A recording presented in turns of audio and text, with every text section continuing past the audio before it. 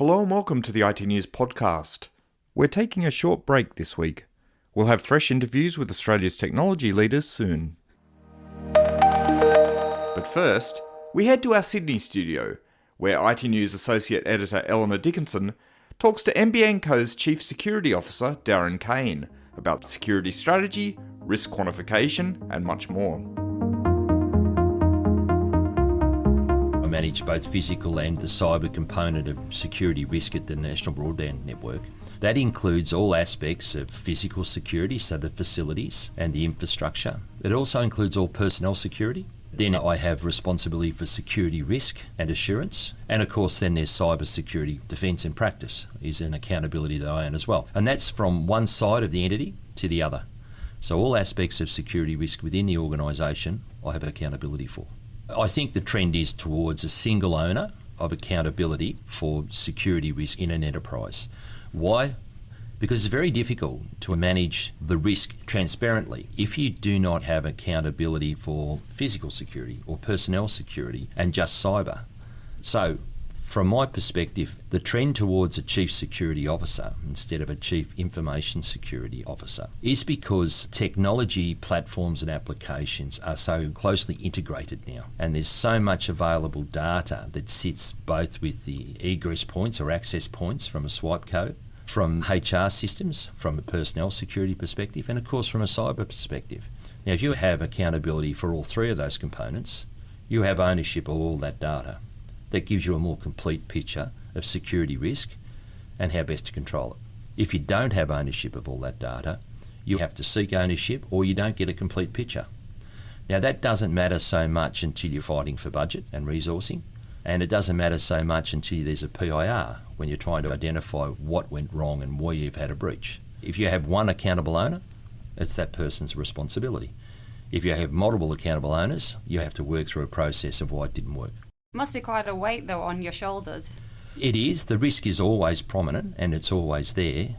But I also think with risk comes the opportunity through authority and control to try and do it properly. I don't always get it right, but I'd much rather have the authority and control to manage the risk to a level that is expected of me by the company, the board and the owners of the organisation, which is the Australian community, than I have to rely on other people to do something for me, and then it's their prospects of failure that'll also impact on me.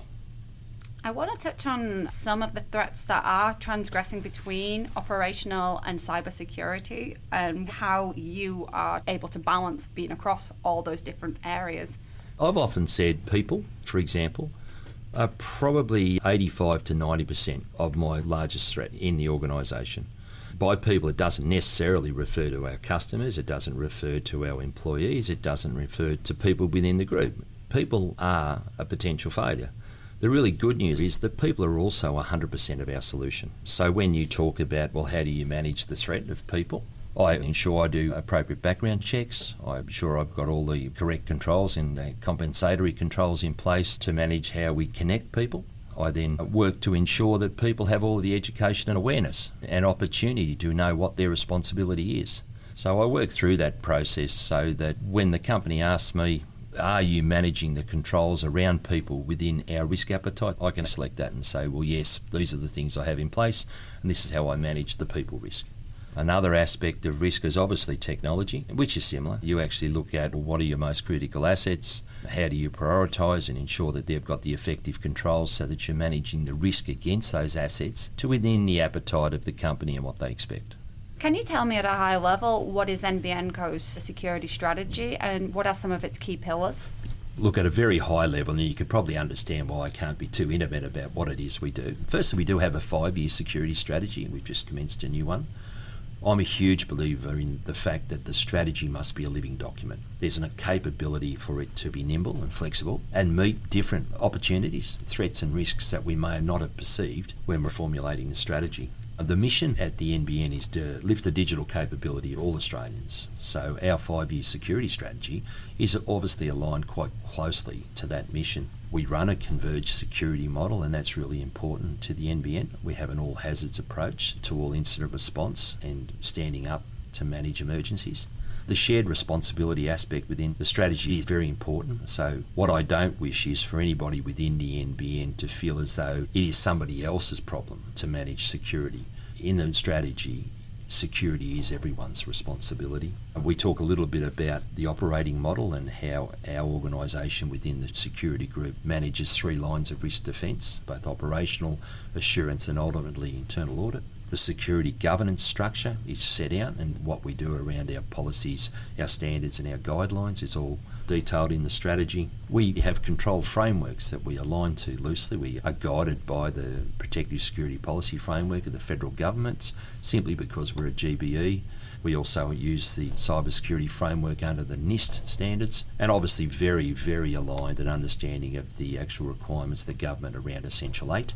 One of the key issues for us is compliance with changing legislation and reforms, and it wouldn't be appropriate for us not to mention the security of critical infrastructure reforms and the new government cybersecurity strategy of 2023 to 2030. We're very aware and trying to be fully compliant and guided by that. Third-party risk is an area that is clearly called out in the strategy and what we have in place to manage those risks and the assurance requirements of that. And then ultimately, and my favourite is people. For me, people are 60% of the issue. They're about 80% of the requirements to deal with, and then 100% of the solutions. And we call that out. And underlying all of that is this mantra around security as an enabler. If you treat security as an opportunity and not necessarily concentrate on the catastrophisation of the risk of security, you can almost take competitive advantage out of it. And I use this analogy when I'm talking about security as an enabler. If you can think of my face on the brake pedal of a performance motor vehicle, and if you can think of our CEO driving that performance motor vehicle, most people would expect that the CEO would tap the brake to stop the car, and that's the reason security exists within the organisation, which makes sense. Whereas I'll challenge that and say, no, security is an enabler that allows that CEO to drive that motor vehicle just as fast as they possibly can within the confines of their own ability, in the knowledge and confidence that if they need to stop because they go outside the confines of that ability, Darren's on the brake pedal and he can do that for him. That's a great mental image of your your face on my brake pedal right now. But what it does is it helps you understand the importance of selling security as a positive rather than constantly talking it down. So that's an underlying theme within the strategy. Can you tell me a little bit about how security is resourced at NBN Co? Well, firstly, I am incredibly well supported through board and particularly C-suite to meet the expect of good security risk management right across the enterprise. So like any traditional business unit in any organisation, I have a CapEx and an OpEx, and I'm expected to be very commercial when I make prioritised decisions on how I spend that money. And what I do is I take a risk-based approach to the expenditure. What is the most critical of our issues? What issues may sit outside the risk appetite of the organisation? How much money have I got and how much money I can spend on the actual controls that I'll put in place to manage that risk and then reduce that risk to within the appetite of the organisation. And then there's so many other different competing interests other than just the risk within the organisation. Issues such as security of critical infrastructure reforms, compliance with government's legislation and regulations around the role we play as critical infrastructure. They might be extraordinary expenses that haven't been allocated at the start of the year. And that's when I would go back to our C-suite and to speak with the CFO and the financing departments and explain that there will be money required because this was not foreseen in the plan, but it has now popped up and we have to be compliant. So managing security risk from NBN has become quite an executive role more so than an operational on the tools role for a security expert. I have a largish team of people. I have a largish team of outside contractors that provide services. I have a number of different vendors that provide kit, and all of those have to be physically managed as well. Do you find those budget conversations with internal and external stakeholders to be easier now than perhaps in the past, given your history in the security world? Certainly, I've become more comfortable with understanding exactly what's required and understanding the commercialities of running a business for profit. The one thing that I try not to do is to catastrophise the downside risk of security risk. My mantra is definitely security as an enabler, and my recommendation to our management team at NBN is that it is a requirement to manage security risk within their appetite. If we do that, we should have comfort in the fact that we've compliant with regulation and reform. We're managing the organisation within the expectations of the statement of expectation provided by government. But most importantly, we've got the time and the opportunity to concentrate on other aspects of what it is that the NBN does, because we're comfortable and confident in what we've got in place around security risk for NBN. I think that's really important. My job isn't to continually stop the organisation because of security risk. It's to allow the CEO to push the organisation to within an nth of its performance capabilities, because they know that they've got someone in charge of security risk that will help them stop if they're required to do so.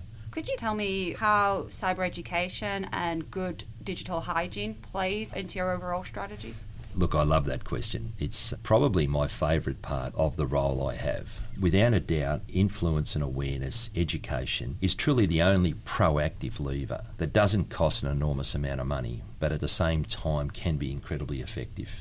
The external thought leadership to spend time with people like yourself on podcasts such as this, to provide education awareness leaderships of forums, keynotes, panels, fireside chats.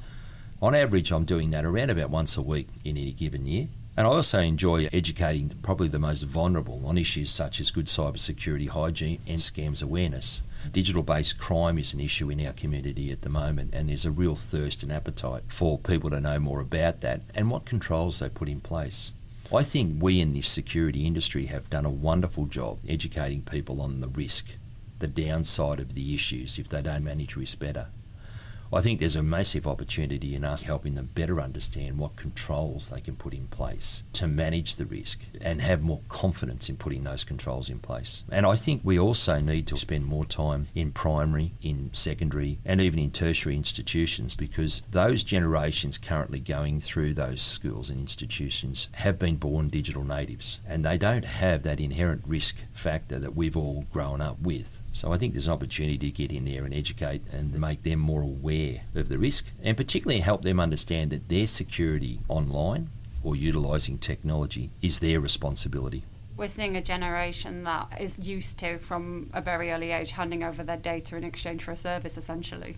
Basically, and sometimes when they hand that data over and they obtain the service, they do so at no cost. So perhaps they don't evaluate the value of the data they're handing over. I think there's, as I said, a great opportunity for us in the industry to spend more time with helping them better understand how important and valuable the data is they hand over, and how dangerous it may be should they not have the effective controls around it.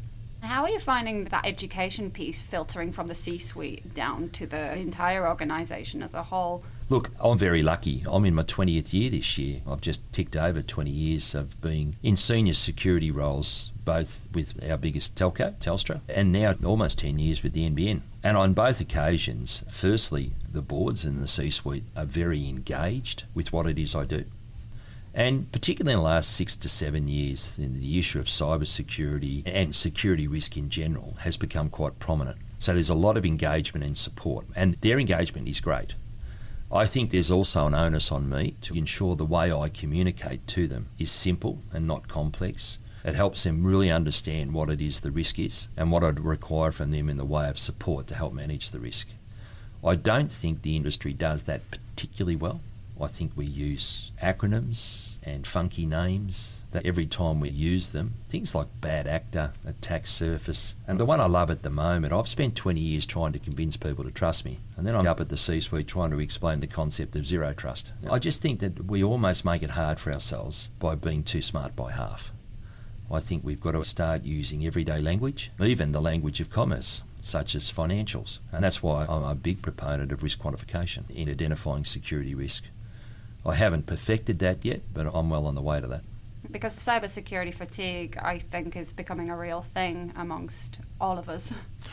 Look, I think you're right. I think acronyms and wacky names is something people do genuinely roll their eyes at. They're also worried about the constant catastrophisation of the downside of risk. In the old days, when we would come to them and explain, look, here's the problem, here's the risk, They would almost go, well, what do you need to spend? Well, this is it, and we take it away. The money would almost go into a black hole, and we'd be back with the wheelbarrow saying, right, we've sort of managed that risk, but here's another risk that's just evolved, and we've got the similar situation, and we do it again, and we do it again. And what's happened is, as generation of board and C-suite have started to better understand the controls and the requirements, and of course the risk, they're starting to ask some questions about how we're spending the money, and I think that's highly appropriate.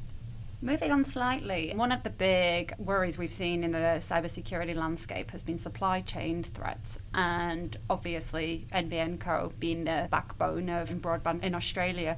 I'd love to hear what your take is on how much you consider supply chain attacks a risk to NBN Co.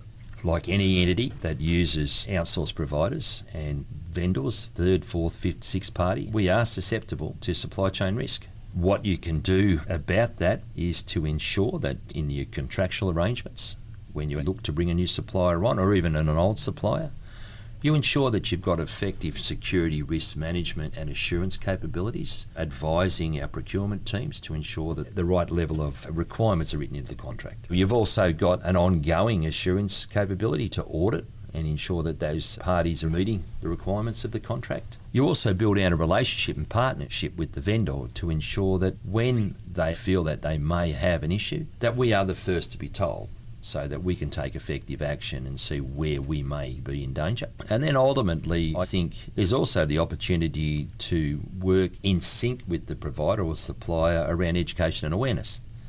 So it's just that ongoing relationship in perpetuity, so that everybody recognises that security for NBN is not just the responsibility of NBN, but those are benefiting from a relationship, a commercial relationship with them.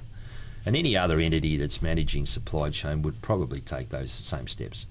I think the cybersecurity industry cannot function without partnerships between customers, partners, vendors. There are so many vendors out there doing cybersecurity. How do you kind of filter out the noise when you're choosing to bring on new capabilities or bring on a new technology from a vendor?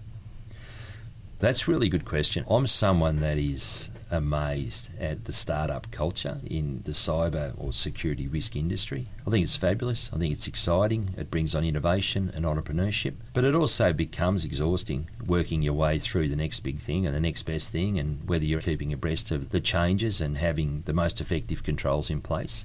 I always look to strength. Is it best to stay with some of the larger multinationals for the basic foundational requirements around security controls? And where we've got smaller niche gaps, look to a smaller provider to come in and offer their services.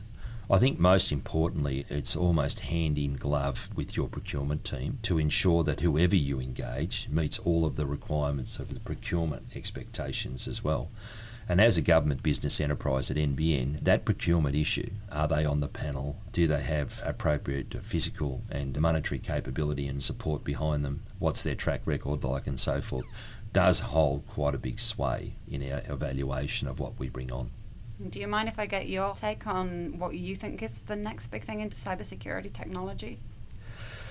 Personally, I think there's a massive opportunity in risk quantification. It's a firm belief that the C-suite now have a very, very good understanding of what the risks and the potential downside is. They want to understand, well, what's that going to look like in a dollar figure? And now with risk quantification, that can be provided. And then, of course, they'll ask us, well, Darren, if you were to take $2, $3, $4, $5 million and apply that to an effective control that would look at the downside of the risk and the cost of that risk potentially, what would happen? And I think by using the language of commerce, the financial language, the CEO, the CFO, the COO, Chief Customer Officer, all folks will understand exactly what I've just said and how I've explained it. I haven't had to say what the effective control is, how it works, use funky acronyms, use other specific security language that only those within the industry pretty much understands. It's all in dollars and cents. You did mention you've come up to 20 years now in the security world, but before that, for 10 years, I understand you're in the AFP. That's quite the non-traditional career path. Yeah, look, my background is with law enforcement, so I did nearly 19 and a bit years with the Commonwealth Government Law Enforcement, both with the Federal Police and with the Australian Securities Investments Commission, and about 2.5, 3 years with the National Crime Authority in between all that. So it's a non-traditional path, and it was mostly targeting transnational or organised crime, so that's largely my background. When I did go to Telstra in 2004, it was on the physical and personnel side of the business. And it was only by sheer luck that I was asked to take on a role as the Internet Trust and Safety Officer at Big Pond in about 2006 that I started to get into security risk online and the education and awareness through cyber safety. And through that grew my interest in cyber safety, then into cyber security, and that's what I've learned. But I will say that I do have a particular interest in cyber crime and what they call technology-enabled crime because of my background. And nowadays that sits very well because it looks as though one of our biggest detractors from a cyber security perspective is cyber crime gangs who are state-sponsored or operating from jurisdictions that is permissible within a state environment. If there's anybody who's looking to get a role in the cybersecurity industry who may have not had a traditional career path through doing an IT degree or a cybersecurity degree, I'd love to hear what kind of advice you could give to them. It's a great question for me, and I love the fact that I do get asked that quite often, and I can only say please do not focus on the very narrow success of getting into cybersecurity as a goal for your career.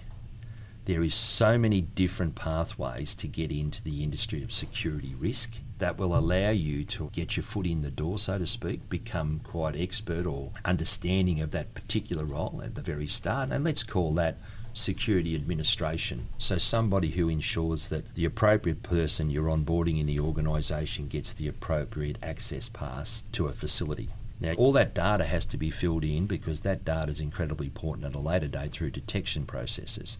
So you've got an attention to detail and you understand the process of provision of information and physical passes to individuals in an organisation. As you become better at that and understand the process, the opportunity might come up to help detection processes. And then you find that internally you get an opportunity to attend a digital forensics and become someone who can interrogate systems and interrogate devices.